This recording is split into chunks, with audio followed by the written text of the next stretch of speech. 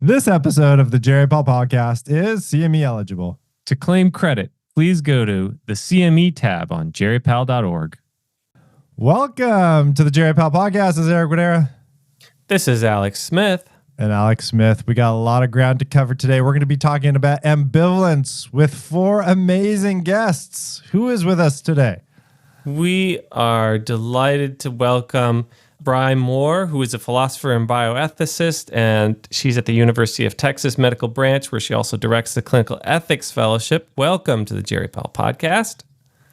And we're delighted to welcome back to the Jerry Paul Podcast Jenny Blumenthal-Barby, who's a philosopher and bioethicist and associate director for the Center for Medical Ethics and Health Policy at the Baylor College of Medicine. Jenny was last on our podcast talking about the ethics of nudging. I know Eric's mentioned that podcast, maybe in every podcast since. Pretty much every podcast since then. Been nudging Jenny, people to listen to the podcast. That's right. Jenny, welcome back to Jerry Pal. Good to be here. And we're delighted to welcome O.Mary Dwyer, who is a lawyer and bioethicist and assistant professor at Case Western Reserve and University Hospitals. O.Mary, welcome to Jerry Pal. Thanks for having me. And we're delighted to welcome back Josh Briscoe, who we last had on talking about the uncanny valley, something we mentioned on the podcast we recorded yesterday with Bob Wachter. He is a palliative care physician at the Durham VA Medical Center in Duke and blogs on Substack at Notes from a Family Meeting. Josh, welcome back to Jerry Pal. Thank you. So again, we got a powerhouse of guests today. We're going to be talking about ambivalence, what it is, what should we do about it. It's all stemmed from a post that Josh wrote from his Substack Notes from a Family Meeting. We'll have a link to that on our show notes. So a lot of ground to cover, but before we do, we always turn to a song request. Jenny, I think you have the song request today. Is that right? I do. Alex, I'm going to request Peace of Mind by Boston. Why Peace of Mind, Jenny? I mean, I feel like it speaks for itself. It's a song about understanding about indecision, but wanting peace of mind. So I thought it was perfect for a podcast on ambivalence. Great choice. Now, I don't have the full band and my hand's still recovering from being broken. So I'm playing this kind of Jack Johnson style. So let's see if that comes through. Now if you're feeling kind of low about the dues you've been paying, future's coming much too slow, and you want to run, but you just keep on staying, can't decide which way to go.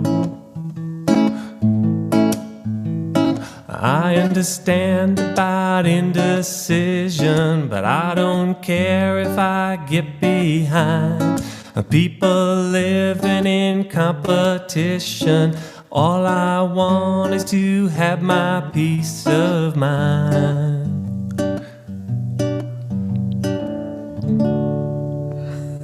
On a scale of 1 to 10 for songs that perfectly align with topic, Jenny, I think you got a 10 on that one. That was great, Alex. Great choice. Thank you.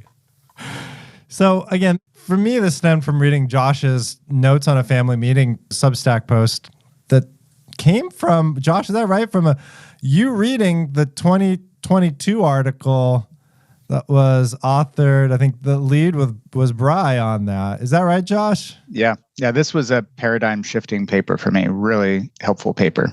Okay, before we go into the paper, because we're going to talk about the paper, why was it paradigm shifting for you?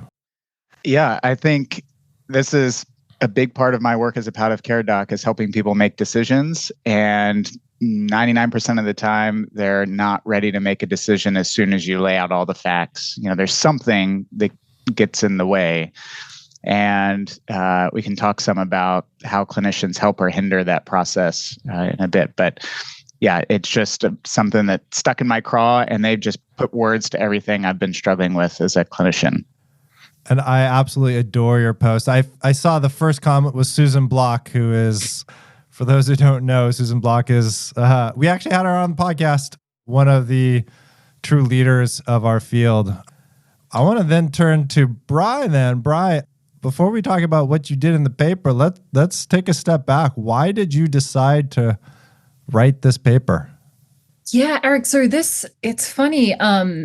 We started writing this paper in 2019, actually. I was a clinical ethics fellow at Baylor College of Medicine. Jenny was one of my mentors, remains one of my mentors. But my co-fellow and I, we were on service for the ethics service, and we had a run of consults where the clinician who placed the consults framed the consult as an issue of ambivalence. So we had this, I think we had 3 or 4 consults. It was just one of those freak moments where, sometimes you're on service and there's almost there's a theme to the week was ambivalence, right? And so we had this run of consults, and we walked out of each consult thinking and talking about how different each patient's experience was, and how different, they were all struggling from really different places with very different things. So we felt hang on a second, there's something really interesting to unpack here, and the source of their, quote unquote ambivalence, because they were all just so different, such different flavors of ambivalence. And so my co-fellow and I, both philosophers, with one of our mentors who was sort of our faculty that was working with us at that time, all trained in philosophy. So we're like, all right, there's some neat conceptual distinctions to be made here, right? So we really wanted to start to tease those out. And Jenny was not faculty in the clinical ethics fellowship, but we knew of her love for Harry Frankfurt and her prior work on Frankfurt stuff around ambivalence. And so we reached out to Jenny to see if she might be willing to sort of help us flesh out some of our thinking about this and these different case variations of, quote unquote ambivalence. And yeah, so that was it. We just kind of directly walked out of the hospital and we were like, we got to write about ambivalence. What is going on here? And then the paper, we had some wonderful mentorship and co-authors, and it took shape from there. Great. And Jenny, any ambivalence in writing that paper? No ambivalence in writing that paper. But I wrote my dissertation on the topic of ambivalence. And so it was for me this thing that, I was trained in philosophy, was in grad school, and encountered a clinical case during an internship that I did at the Cleveland Clinic that was really a difficult case, and I didn't know how to think about it. And I remember I described the case to them, and they said, oh, you're interested in the topic of ambivalence.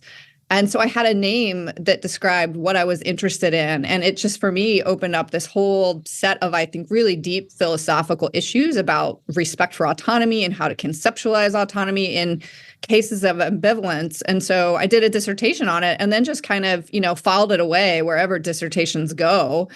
And then this opportunity with Brian and Ryan and Peter Ubel was an opportunity to revisit the issue and also kind of, make it more concrete in terms of some real clinical cases. So it was a lot of fun. How about for you, O.Mary? Where did your interest for ambivalence stem from?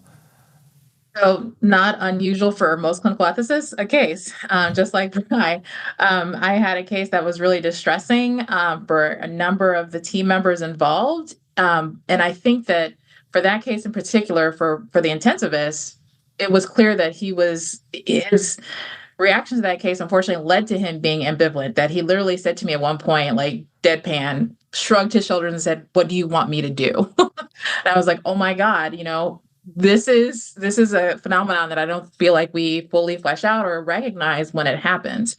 So that's not from the patient perspective or family, but from the provider perspective. Yes, very much so. Yeah. All right, let's jump to the beginning again. What is ambivalence? Jenny, I'm going to turn to you since you got a dissertation on this. You go back to your dissertation if you can remember that far. How should I define ambivalence? Yeah, I mean, it is it's a tough question, actually, as it turns out. I think the way I colloquially think about ambivalence is sort of when somebody's making a decision about something and they've got sort of mixed feelings about it, or they're indecisive, they can't make up their mind, or maybe they make up their mind, but they kind of still have feelings that are mixed about the direction that they went in. I would say, for me, that's just how we think about ambivalence colloquially. In the philosophy world, Bry mentioned one of the philosophers that has done the most work on ambivalence is the philosopher Harry Frankfurt, who passed away a couple of years ago. And for him, ambivalence is a kind of phenomenon of the will, right? It's that we as people, we exercise our will through making decisions and making commitments. And when we're ambivalent, we just can't kind of make a commitment to one thing, or maybe we make a decision or we make a commitment, but we're not wholehearted about it. We're not fully on board with it. So that's the way that he conceptualized ambivalence. Yeah. So, it's interesting because when you think about the word ambivalence, you can have bivalent things, right? Pluses or minuses. Valence itself, right? Isn't that like your emotional, like it's the positive or negative terms you attach to emotions? I guess ambivalence, multiple valences. How do other people on the podcast think about this? Josh? For me, in my clinical work, this comes up a lot when I see patients and they're conflicted either in their goals, so they want multiple competing goals that can't be reconciled. They want to live, but they don't want to lose their gangrenous leg, or they want to be at home, but they also want all the affordances of being in the hospital. Like they want to have their cake and eat it too. And so certainly competing goals can cause that. Competing priorities, I prioritize my relationship with my wife and what she thinks about what I should do with my health, but I also prioritize my own goals for my health and how do I reconcile those so other people can induce ambivalence. And then just roiling emotions, that can make people conflicted. I mean, harkening back to the uncanny valley, we would like it if people were machines and we just gave them information and they spat out a response. But emotions are critical to the decision-making process, and they can really induce a great deal of ambivalence. And I think clinicians set people up to be ambivalent as well. The way they structure their choices, the patient's choices, sometimes they give too much information, forms of toxic knowledge that just patients don't need to know, and that induces ambivalence. Or clinicians can seek to resolve ambivalence too quickly. Ambivalence should be a flag that something's going on here, something's important, and we should slow down and pay attention to that. So there's all sorts of interesting features to this landscape around ambivalence, and I don't think we pay enough attention to it to describe it. So this is why I love this paper, is it gives some handles on a really elusive concept that I think we need to pay more attention to. Right. And I want to kind of piggyback on that, Josh, because you make some great points, both for, when it occurs in patients and also when it occurs in providers. Sometimes as clinical ethicists, we get called in when patients, let's say they shut down due to their ambivalence. They're like, I'm tired of having this conversation. I can't make a decision, so just leave me alone. And they don't want to talk to anyone. And then it's like, oh, they get labeled as a difficult patient. And then we have providers. The other way it manifests for them sometimes is that they've given so much information that we hope helps help a patient make a decision. But then at some point they get so frustrated with, oh, I've given them so much information, they should have been able to make a choice by now, that they also then get shut down and say, well, I'm not giving them any information anymore. I don't want to be engaged in this conversation. Leave me alone. I don't want to go talk with them. So it happens. I feel like there are similar features of how it presents for both patients and providers when they're dealing with this issue, and that they can't even put a label on too. So let me ask you that question. Is ambivalence necessarily bad? Because the opposite of ambivalence may be you just make a quick rushed decision.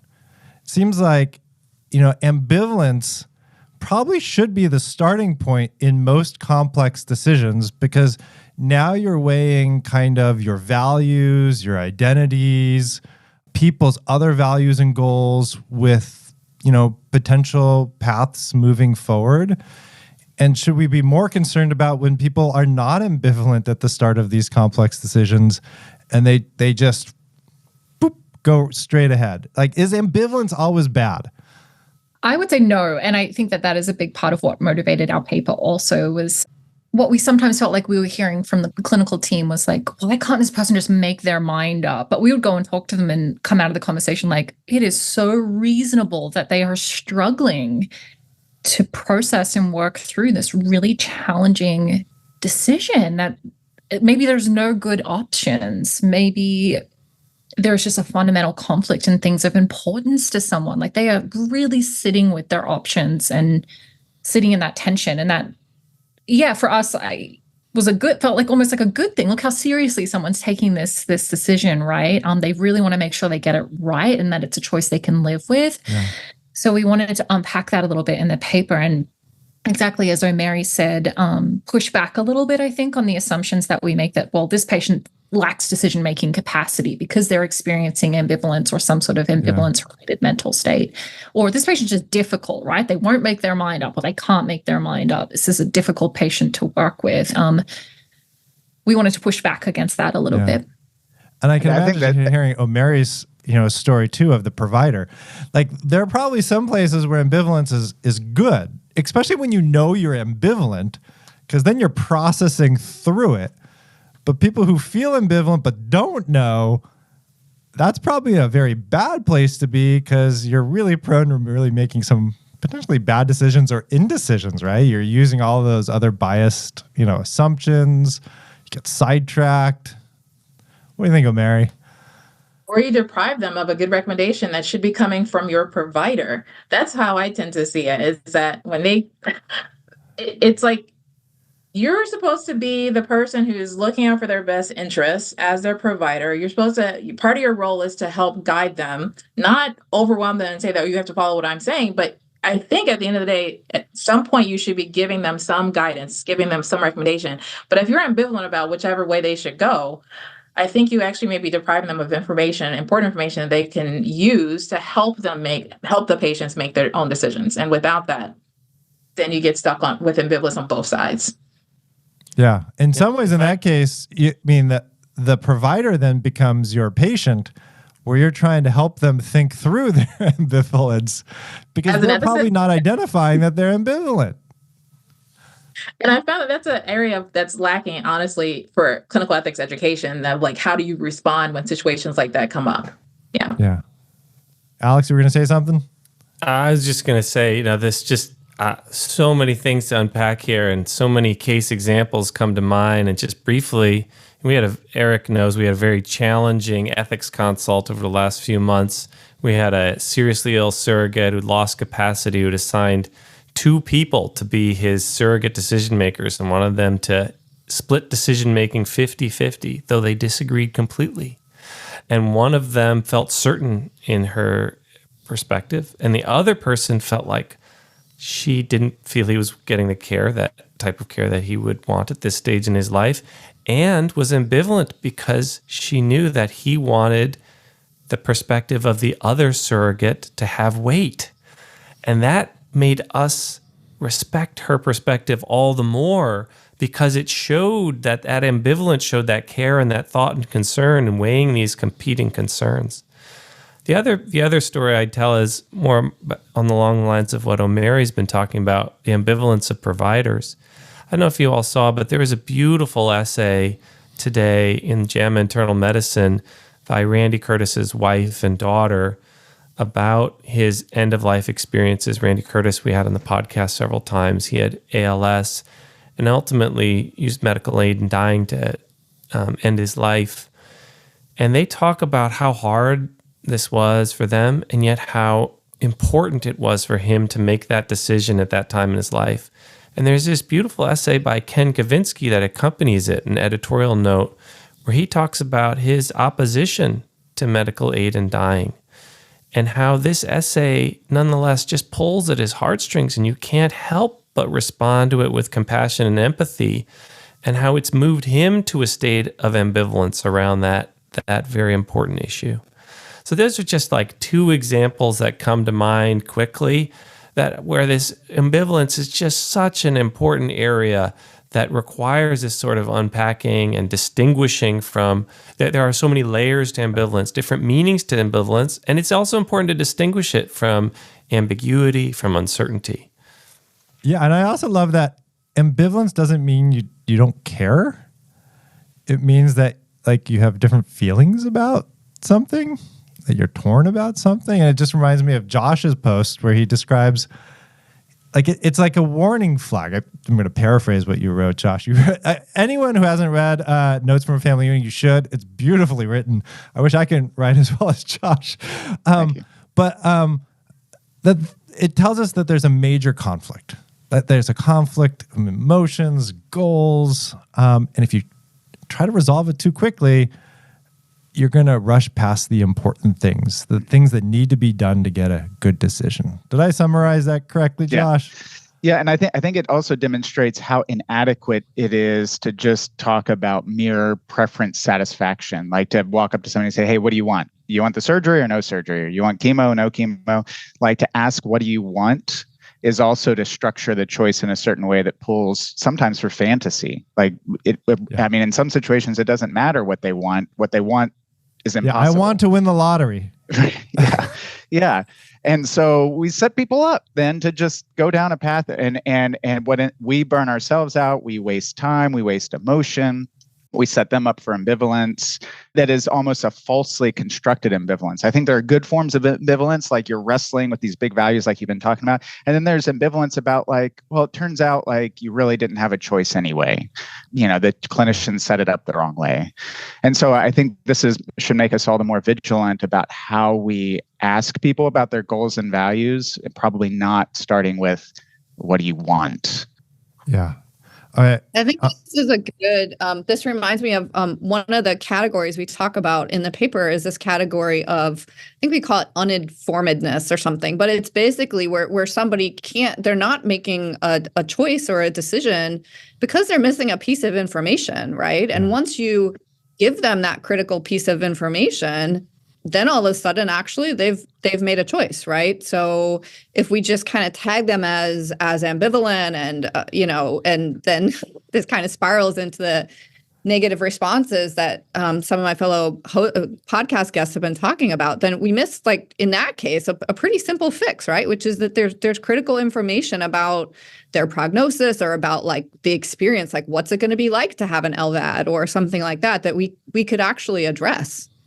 I will say on the flip side, I mean, probably 8 times out of 10, when I'm talking to a team that's, I'm filling a new consult, I'm trying to get a sense, and they say, well, the family just doesn't get it. We're in there every day talking to them about how bad this guy's kidneys are, and they don't need more information, but they assume the problem is being uninformed, and they keep hitting them with more and more information, and they're in one of the other states that's listed in the paper that frustrates them and annoys them and breaks down rapport. Well, let's talk about the ambivalent-related phenomenon, Bri, because I think this is the important part, is like everything that we know in palliative care and in ethics is like curiosity is king here, is to assume that you don't, and specifically patients, doctors, healthcare providers, family members often don't know why they're experiencing ambivalence. They have difficulty correctly identifying the root causes or even their feelings about ambivalence. And I love this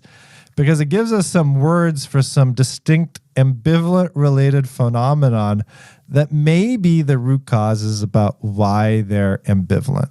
Is that the way I should be thinking about this, by the way, Bri? Yeah, absolutely. That's exactly kind of how we frame it in the paper. And I think for us, it felt like such a helpful framing. And I think I'm hearing for others, it was helpful as well. Yeah. What did Josh say? It was paradigm changing? That's pretty big.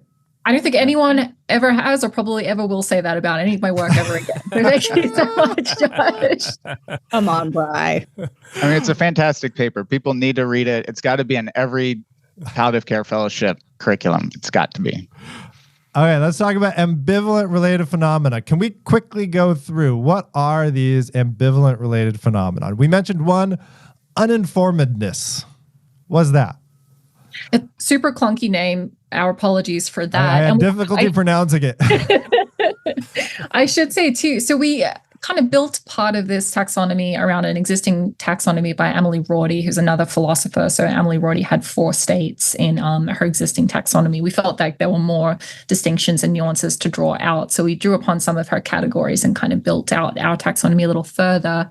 This is what Emily Rorty would call uncertainty. We felt like uncertainty was present in some of the other states too. So we tried to give it a different name. But this is exactly as Jenny said before, where a patient doesn't know enough about their various options to know which one to favor. So they need more information so that they can make a decision. So they appear to be experiencing some sort of ambivalence or inability to make a choice based on the fact that they just don't know everything they need to make that choice, right? And sometimes that information is available and we can get it to them. Sometimes they want to know things that perhaps we don't have answers to. Yeah, I love this one because it often reminds me too about, like, sometimes we talk about illness understanding, we talk about goals and values, and we come up with a plan, but we've never talked about prognosis. like, oh, by the way, you have days or weeks left to live, which is huge. Like, I would probably not be on this podcast if I had days or weeks to live. I'd make different decisions. The fact that people may be uninformed about that really important piece of information, and that how often that we don't talk about prognosis, I just that for me reminded me about this for uninformedness. We felt like this was really different to these sorts of situations where we felt like someone's preferences were sort of evolving over time or sort of changing over time. They had sort of started with a sense of who they were and what they wanted, and then based on information that they were receiving, that was shifting. And it wasn't that it was sort of going back and forth, say, between two options or two preferences, but that it was just sort of this slowly unfolding, shifting in kind of who they were and what they wanted. So we call that evolution.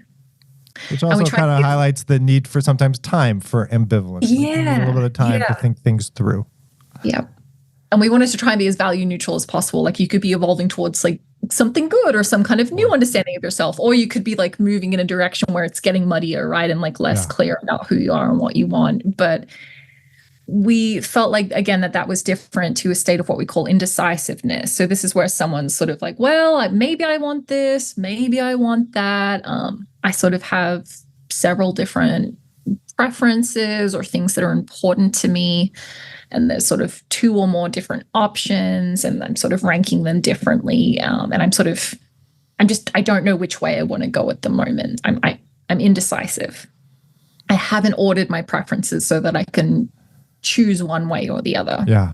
And we felt like that was different to having those preferences ordered and kind of moving back and forth between different choices. We call that vacillation. So, sometimes I'm sure you've all had experiences like this. The clinical care team will go in and talk to a patient and they'll be like, yep, I want the surgery. I've thought about it. I am on board. Let's go ahead and do it. And then you talk to them the next day and they're like, well, I don't want the surgery. Usually when the attending walks into the room and it's a completely different conversation. Yes. And the intern says, what the hell?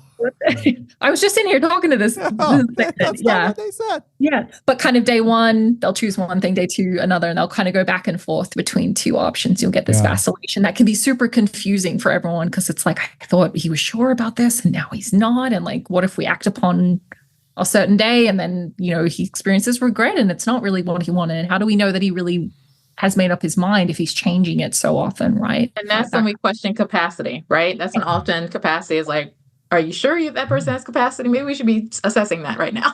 Yeah, they are not communicating a consistent choice. It's clear at a certain time point, but it's not consistent over time. Yeah. And there's two other types of vacillation, right? Yeah, we felt like sometimes, and I should say too, we wanted to be careful not to sort of pathologize different mental states as well. That's not at all our intention in this paper or my place as a non-physician, as a non-psychiatrist or anything like that. But we felt like sometimes people would vacillate in this way because they wanted to avoid conflict, right? So someone's in the room and they want to say, like, I don't want to get into it with this person, so I'm just going to tell them what they want to hear to get them out of the room, right? And then on the next day, they can be like, oh, this person, I know they want me to kind of go ahead with the surgery, so I'm going to say like, yeah, I'm good with the surgery. I thought about it, right? So sometimes it was this sort of vacillation based on wanting to avoid certain dynamics or interactions with certain people. And this was a little different to us from what we call the contrarian, which are patients who we feel like sometimes just want to disagree with people, right? So they're going to do the opposite. They're going to tell someone like different things on different days to get different reactions from folks, right? And that can be for a host of really understandable reasons where they may have just very little control over their situation. And it may manifest as them sort of saying one thing to one person and another on the other day, because it's the only thing they have, right? Is to kind of contradict themselves and kind of say different things to different people. And I think with vacillation, it's important to note, like, someone might have ordered some of their preferences or sort of what's important to them, but they have sort of an overriding preference to sort of avoid conflict or to contradict people, right? That's sort of what's driving them at that particular moment. And I think O.Mary talked a little bit, particularly on the provider side, about sort of apathy, where you just don't care either way, right? And you haven't really thought about it. You're just disengaged and apathetic. We felt that was a little different to indifference, where you have thought about it and you kind of think, well, I kind of prefer X and Y equally, right? I don't really have a strong preference either way. I've thought about it doesn't make much difference to me. It's different to sort of apathy where you're not really engaged at all and you're just in like completely kind of closed off. And then true ambivalence. So, Eric, you asked at the start of the podcast, like, what is ambivalence, right? I think we use it to describe all of these states, but what Amelie Rorty and what we call true ambivalence in the paper is when you want, Josh mentioned this earlier, multiple incompatible things at once.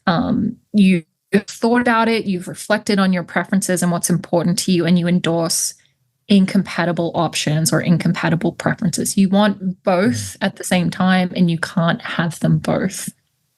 Well, first of all, I just want to acknowledge that at around 3 p.m. every day, I think about what I'm going to have for dinner. I usually talk with my wife about it. And I've had each one of these ambivalent related phenomenon as I think about dinner, including like if my mood is bad, I will go to contrarian vacillation. Sometimes it's just pure apathy. Sometimes it's indifference or indecisiveness. So this, from a face validity perspective, this very much rings true. Now, the one thing I question, though, is there such a thing as true ambivalence? Because all of these also just sound like not just ambivalent related phenomenon, but the process of ambivalence. Like these are all things that the normal process of ambivalence, as we think about things, there's a lot of things, the reasons that we are ambivalent. And how much of this is just the reasons we are ambivalent or the process of ambivalence, including evolution? Jenny, I'm going to turn to you, going back to your dissertation. Yeah, I think that is right. Again, kind of colloquially, just in terms of language, wanting to capture, like when we talk about this phenomenon of ambivalence, I think one way to think about it is that these are all kind of manifestations or mechanisms or ways that lead somebody to like be ambivalent or indecisive about a particular decision. I think what true ambivalence is meaning to capture is this sort of like kind of the really, really challenging case where somebody does have all the information and they've thought about it and they've done the hard work of like digging into their values. And it's just this like really fundamental core conflict of incompatible values or incompatible parts of their identity that it's going to be really hard to get a resolution around, right? I mean, some of these other related states, you can imagine kind of paths forward, right? The contrarian, what's triggering them being contrarian, that sort of thing. So I think that I'm with you. I don't know if we need to necessarily have this as like a separate category, but I do think it's kind of meant to capture these like really kind of fundamental tough cases. So when the person's actually thought through their feelings and goals and values, and we're in this really hard place because there is strong conflicts. Josh, what are your thoughts on that? So the idea of ambivalence is really helpful, both from a clinician standpoint, because we need to flag what's going on in somebody's mental state. Like I gave you a choice, A or B, and you can't decide what is going on. And it's going to matter a lot whether I'd say, oh, you're delirious, or you don't have the capacity to make this decision, or you're doing it just to rile people up, or you're doing it to satisfy your wife, or you need more information. It's also helpful for me to know you have two big values that are in fundamental conflict with one another. And let's talk about that. And I think true ambivalence is a precarious state because I think two bad outcomes can result. One is the patient either implicitly or explicitly takes as a goal of just resolving the ambivalence. It's a very uncomfortable state to be in. And so they're just going to make a decision just to get out of that uncomfortable state. And that might result in a bad decision. And the clinicians too. I mean, as O.Mary was saying, this doesn't feel good for us either. So we want to get out of that state too. So, okay, we're all aligned in trying to get out of this ambivalent state as quickly as possible. Let's just decide. And it doesn't really matter. Throw your hands up in the air. Yeah. So that's one danger. The other danger is just stalling out entirely. People are in the hospital for weeks and weeks, languishing, and everybody just spins their wheels because nobody's actually recognizing the value conflict and trying to work through that. And it's an existential task. I mean, it is not straightforward work, and it's not necessarily just tell me what you want. Like I said before, it's like nobody's sitting around on their couch Saturday nights thinking about their conflicting values. This is usually done ad hoc in the moment, in crisis, when you're not your best. And so people are going to need support in doing that. But you need to know, I mean, you need the handles in order to recognize what's going on. Josh, I have no idea what you're talking about. I sit at home every Saturday night reflecting on my values and ordering them. Well, yeah. I'm going to call you up when I have to make dinner decisions at 3 p.m. today. I was just thinking about, Josh, do you have training in psychiatry? I do, yeah. So I was thinking about this concept called reaction formation. I think from psychiatry, where I learned this from Susan Block. When patients put you in a situation that sort of reflects the struggle that they're dealing with. And so in the case of ambivalence, patients often feel stuck between X and Y, and they will transfer that feeling to physicians because they don't know how to resolve it themselves. And so when you are, as a clinician or as a bioethics consultant, you're seeing a patient and you feel like, I'm being put in this situation where I have to make a choice between two impossible alternatives, and they're incompatible. Something that you might consider is that this is coming from the patient, and this is where the patient is at. And it's like a signpost internally to you that, I now am, the patient is struggling with this. I need to help them work through this because they're putting me in this situation because they don't know how to handle it. Is that fair, Josh? Am I anywhere close? No. Yeah, if I could push back a little bit, and I'd be interested to get the ethicist perspective on this because I feel like you're in it. So this is, in a sense, this is the patient's decision. In another sense, this is our decision together, and because clinicians are responsible for creating this choice. I mean, laying out the information, presenting it in a certain way, navigating this conversation. And so in a very real sense, this is our decision that we're making together. And of course, the patient authorizes it, or their surrogate authorizes the final decision, but the way it's constructed and presented belongs to the clinician. And so we're kind of working through this together. And whether I took the time to explore their goals and values and present prognosis and all these sorts of things impacts the ultimate decision they're going to be making. And so I think any ambivalence that comes up for me is probably more than likely my own ambivalence, because this is, and it's a flag for me that, this idea of being autonomous, like the patient's autonomy is less of a state and more of an achievement that we achieve together. I'm going to support your agency and autonomy by providing you with the necessary information to make a decision. You can't be fully autonomous without the information and my guidance as a clinician. And so I think we're offloading too much responsibility onto patients if we claim this is just all their decision and all the ambivalence is theirs. I wonder what other folks think about that. It also reminds me, because Alex says every podcast I bring up the nudging podcast that we did on behavioral economics. I'm going to bring it up again today because the phrase I always remember from that one, Jenny, which you were on, was that we're decisional architects. We create the architecture of these decisions, which sounds like Josh was talking about too, and that we are so integral in that we nudge people towards particular directions. Yeah, we do. I mean, I think Josh is right. I mean, one of the things that is interesting about this category of true ambivalence, you think about the ways out of it, right? And one way out of it is that the patient does, they kind of work through it and they come to this like aha moment of discovery of kind of how to rank their values that seem incompatible. That just often doesn't happen, right? Like we're describing true ambivalence as a state of like they've done that work and they're still stuck because there are these things that are really important to them that are incompatible. And so like one way out is to help them, right? To kind of do some choice architecture. And we say this in the paper that this is where kind of having more direct recommendations or nudges or, instances of choice architecture are going to be important and called for to help the patient out of it, right? It's kind of like that's their rescue. That's the way to help them get out.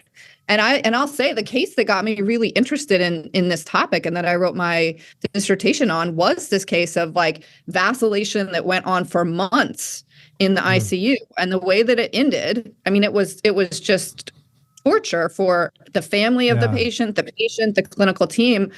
And the way it ended was with a nudge, was with like all the physicians gathered around this patient's bedside and a default option was presented for hospice care. Yeah. And I had really mixed feelings about that because it felt like, well, did the patient really make an autonomous choice? No, but they were truly ambivalent. They weren't going to get out. And that was what was needed to just move the situation forward. Well, I feel like when we're in this true ambivalent area, like if you actually look at other literature around like, choosing jobs or deciding what I want for dinner, ultimately one way to get out of ambivalence, which may not be a bad thing, is just to make a choice and to recognize not every choice is non-reversible.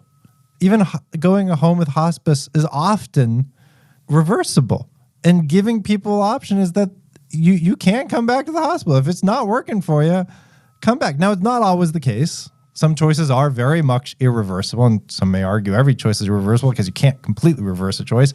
But it also gives me an idea, like in these situations, like one recommendation of a choice is just the time trial. Like, let's give it this amount of time and then come up with a firm decision of what to do if things go well or if things don't go well. Like there are things that we can do in each one of these, ambivalent related phenomenon to move people forward. And Brian, I want to go to you now. Hold on. Keep in mind though, while you're choosing to not make a choice, you are still making a choice. You are still continuing whatever is going on, good or bad. You are still continuing that. And that does, to a certain extent, say that in a way you are making a decision and you're no longer ambivalent to a certain extent. Yeah. And riding that inertia sometimes allows people to offload responsibility, right, for a decision. So if I make a decision, I'm responsible for the outcome. But if I kind of ride the inertia of what's already going on, and sometimes people say they put it in God's hands, or they have different phrases for this, then I'm not responsible. Or this is big for surrogates, right? I'm not responsible for my loved one's death. It's just what played out. And I would say I'm going to go to Mary because my own personal experience with family members in the hospital, providers sometimes use that, just we don't have to make any decisions today. Let's talk tomorrow. Yeah. And you have a whole different team tomorrow and they say the same thing and it never ends, this process of indecision. Right. And I think this goes to why, studies have shown that we actually cause families and their surrogates, the patients and their families, to end up developing PTSD because we're like, oh, you have to make a choice, or, we're forcing you into a situation where you have conflicting values. And it's like, well, should we be doing that? How are we doing that? How are we framing these conversations that end up, unfortunately, having these bad side effects, not only for the families, but also for the providers? They end up developing moral distress sometimes too, if you are constantly doing this, or you're not really guiding people in ways that you feel are true to your values or the way you think that things should go, unfortunately. Okay, we got only a couple minutes left. I want to make sure we talk about kind of what should we do when we're in these situations. You recognize there's ambivalence. Do you acknowledge the ambivalence? Let's think this through. What do we do when there is this ambivalence? Steps. I love we have now words that we can attach to it. We're making hypotheses of what may be going on. How do you each think about this as far as next steps? Brian, I'm going to start off with you. Yeah, Jenny's mentioned a couple of strategies already. I will say, as a clinical ethicist, we always start first with, very open-ended questions and trying to understand what is going on with the patient, right?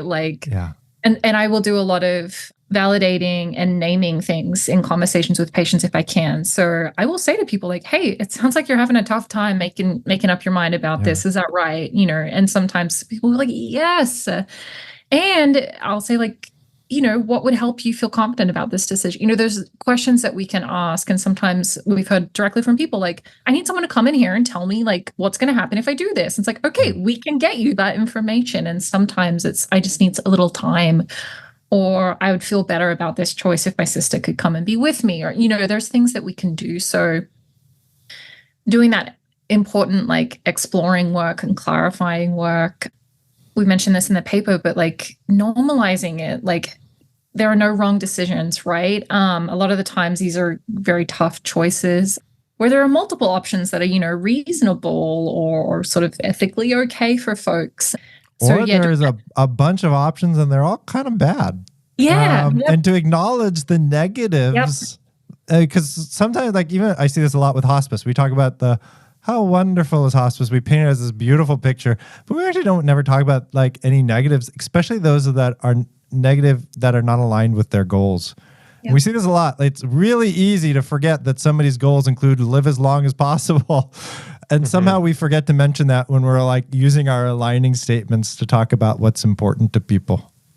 Exactly. And saying like, and sometimes I will say that to people like, hey, it sounds like you've only got a couple of like really tough options to choose between. Like, I think it makes total sense that you're struggling.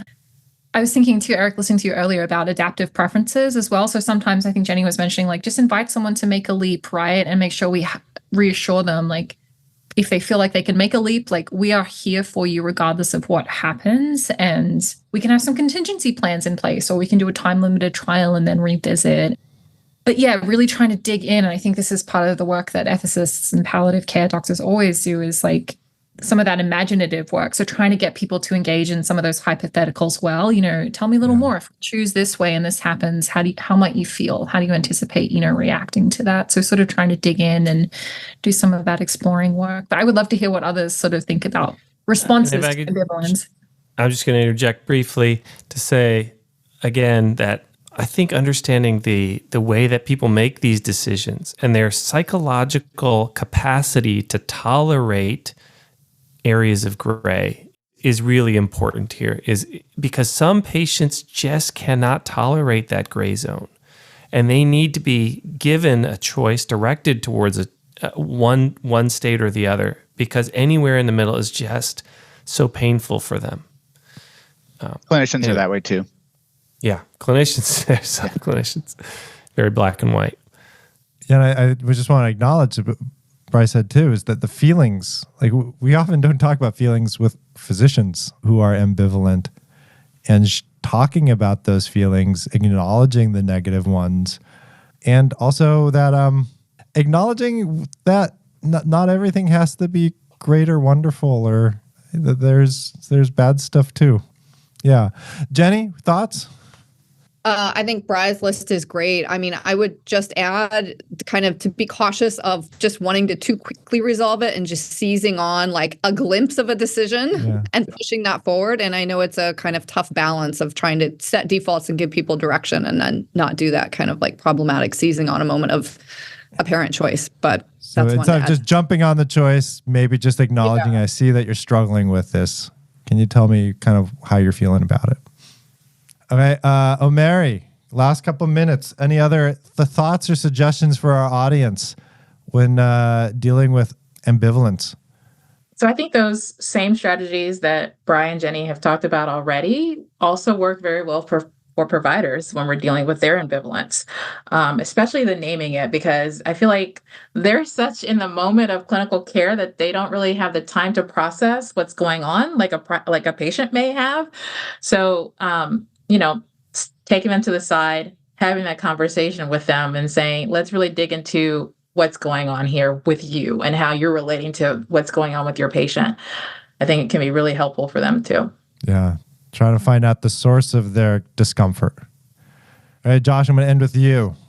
Yeah, I think all these suggestions are really important. I think the only thing I would add would be for clinicians, thinking about, you have patient preferences, decisions, making sure they're all linked up with goals or values. So not having unmoored preferences. I think this is a low-hanging fruit where clinicians sometimes just ask patients what they want, or they have sort of unlinked preferences for different care strategies that aren't linked up to things that are meaningful to patients. And to the extent that we can do that, that can make the decisions more meaningful and help weed out some of the bad ambivalence, the ambivalence that's just not relevant for a patient's goal or value. I think I'm stealing the last word from Josh, but we talk in the paper about tightening goals up. So instead of just like, well, what do you want? It's like, what's more important to you? Like, being able to walk for the next 2 months or being alive. So there's ways to kind of tighten up and get like more concrete in how you frame choices and connect them to like activities or like what the patient's life will look like. And that can be super, super helpful. I love that too. And I just want to acknowledge that Josh also talked about the want statement. There's a fantasy aspect for that. Like, I want to win the lottery, but something that I value deeply is not wasting money.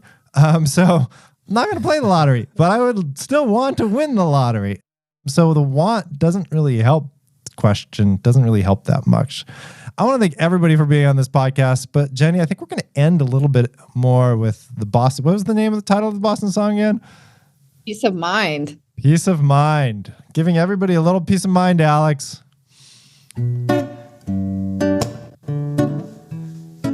I understand about indecision, but I don't care if I get behind. People living in competition. All I want is to have my peace of mind.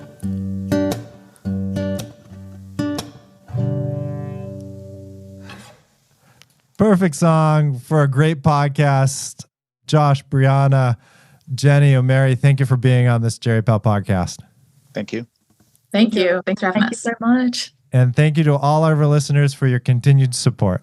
And we'd also like to thank all of our listeners who've donated more than $250, including Dwayne Dobschutz, Frisch Brandt, My Lasting Letters, Kelly Strait, Daryl Owens, Roseanne Leipzig, Elizabeth Chung, Emise Shimoji, Harry Hahn, Nick Schneeman, Ed Martin, Jeff and Lena Galbraith, Himashu Malhotra, Nina Flanagan, Penelope Thompson, Lloyd Woolstat, Mark Wren, Carol Heyman, Bob Rixey, Patrick Lally, Annie Hargadon, Susan Nelson, and Sharon Brangman. thank you all.